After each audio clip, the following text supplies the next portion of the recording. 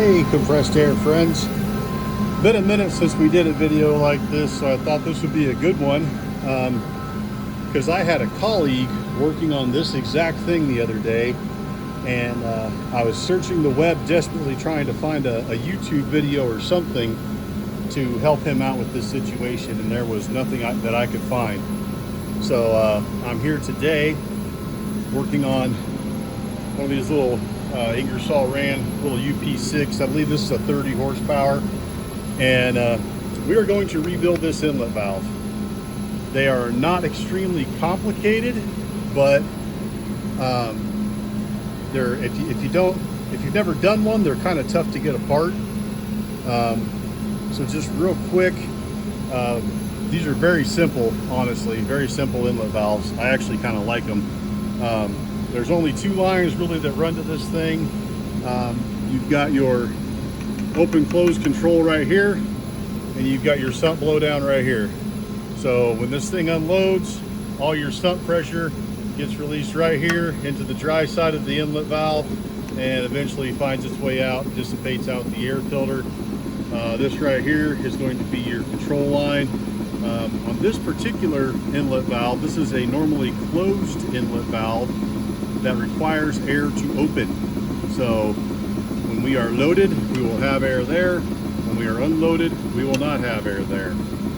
So let me get this guy popped off here, and we'll take this thing apart, and you guys can see what's inside, how it all works, and most importantly, how the hell do you get this thing apart. So I will see you in just a minute. I'm going to go ahead and I'm going to get this guy tore off and start the process here. And as you can see, I have no power light. Okay, so we're all nice and safe. So let me get this guy ripped off here, and we'll check back in then. All right, friends, so got the inlet valve off, and as we start to tear into this thing, what you're going to see here is, so obviously we've got, this is our poppet right here, opens and closes to either allow the inlet to suck air in or blocks the inlet from sucking air when it's closed. You can't see it super great, maybe that white ring right there is our Teflon sealing ring that this guy slides up against when it closes. So that's what actually creates the seal there, so that we don't pull any more air. And so what we're going to do is we're going to get this big snap ring out first. Then we're gonna compress the spring in here just a little bit and work that Teflon ring out of there. Then this snap ring here comes off, and this whole mushroom head piece will come off at that point. And then once we get down to that point, I will show you how to get the remainder of this thing out. It's actually pretty easy, but you can overcomplicate it. So let me get to that point, and we will check back in. All right, friends, so just so you guys kind of get a feel. So that little mushroom head sits down in there, and once the snap rings come out, you have to depress that spring just a little bit, and you can dig that Teflon seal out of there. And then once you dig the Teflon seal out of there, that guy comes right out. Just got to be mindful, it does have that little gasket on the back of it, so as you're going back together, make sure that you get that guy on there.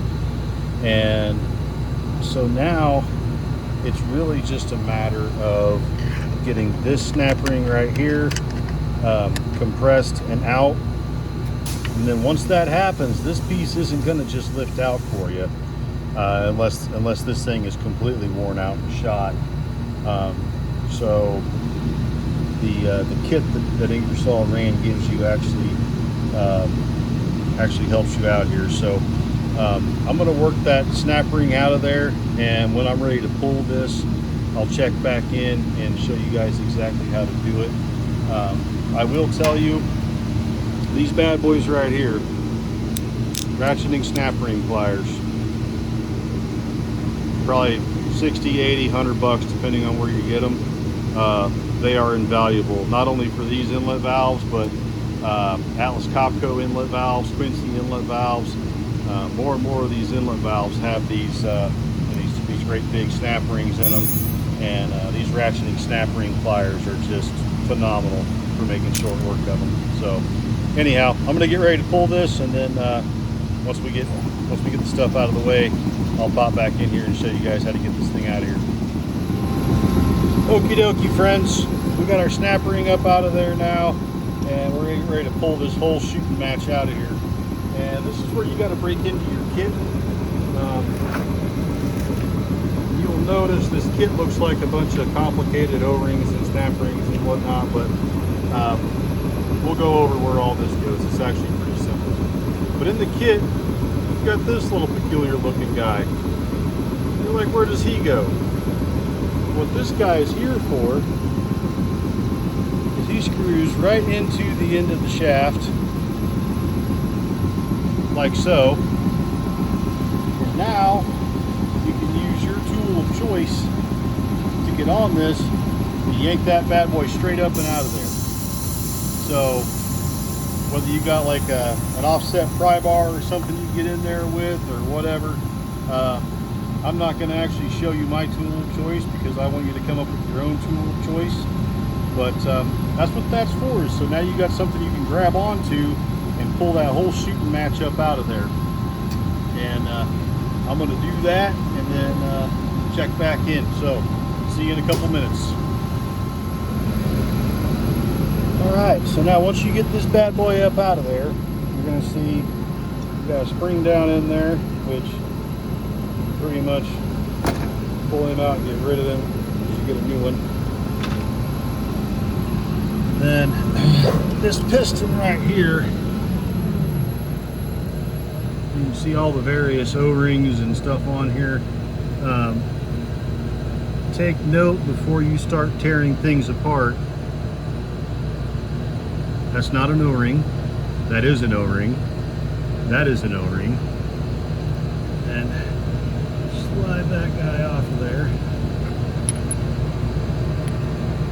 Also, make sure you note the orientation of this on the piston. When you go back together, that shoulder should be facing up towards the top of the piston.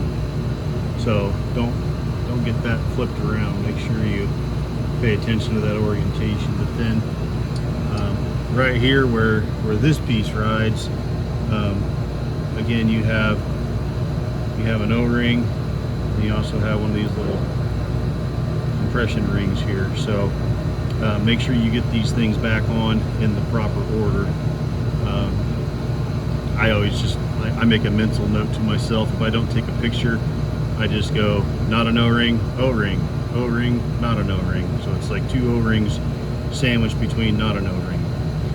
The other thing you have to be careful about is when you're putting the new stuff on, this O-ring and this O-ring are of similar size but different thicknesses.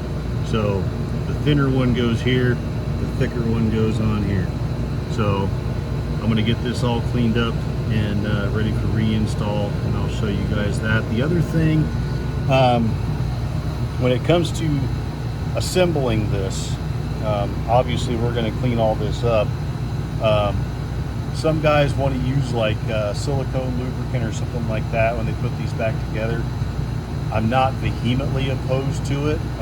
Matter of fact, like if you get some of the Atlas Copco kits, they actually give you a little thing of silicone lube for reassembly. But in this case, where the OEM has not supplied anything of that nature, best practice as far as I'm concerned is to use whatever lubricant is in the machine as your assembly lubricant. So in this case, we're going to be using ultra coolant as our assembly lubricant. We're gonna coat the inside of this cylinder with it, and we'll coat the piston and all that stuff with some ultra coolant, and it'll slide right back together, and you're good to go at that point. Now obviously, like I said, with the Atlas Copco kits where they actually give you the silicone grease and that's what they want you to use, by all means use it. But otherwise, whatever lubricants in the machine is actually more than sufficient to lubricate this as it goes back together. So let me get this all cleaned up, get these O-rings and whatnot changed out, and we'll check back in then. See ya. Alright friends, so we're pretty much back together now. You can see everything's kind of shiny from the lubricant, but we're all back together. In fact, I'm going to take this guy out before I forget to. That guy has served his purpose. And yeah, I mean, from this point, it's just a matter of putting your mushroom head, your snap rings and stuff back on.